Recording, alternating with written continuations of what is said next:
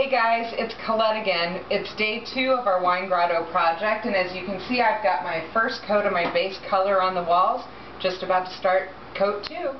Hey, it's day 3 of our wine grotto project, and I'm going to start the faux technique today. So basically, if you remember, we put our brick wallboard on the wall, and then we ended up covering everything with paint. That was because I wanted to knock back the fakeness of the brick a bit, but now I want to expose it. Faux techniques are often a series of putting material on and taking it off. So I've got 2 grits of sandpaper, 60 and 80, and all I'm going to do is take a little bit off. Because it's latex, it comes off fairly easily, so you want to be careful that you just go slowly and get the look that you want.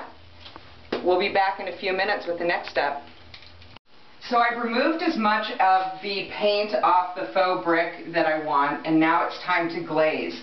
A lot of people get nervous about this step, but trust me, you cannot make a mistake. I have a custom mixed glaze that I concocted using glazed medium and a variety of acrylic paints and mixed with water. It's really, really thin, and it goes on really fast. And what I like to do is just splash it on and wipe it off. So here, let's go.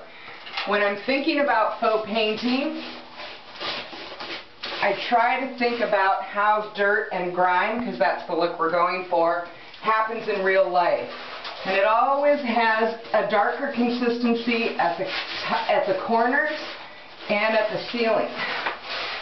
So all you do is take a big floppy brush and move it around. Now, it looks like it's going on really dark, but don't forget we're going to be taking a bunch of it off. We'll be back in a second with the next step.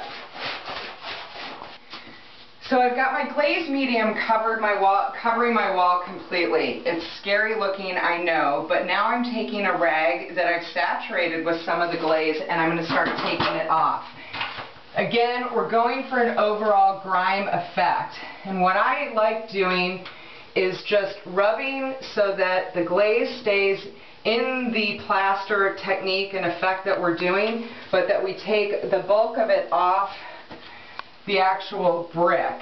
Now, what I find is that after doing this for a little while, you kind of feel the flow of the rag, and you're trying to let the rag do the work.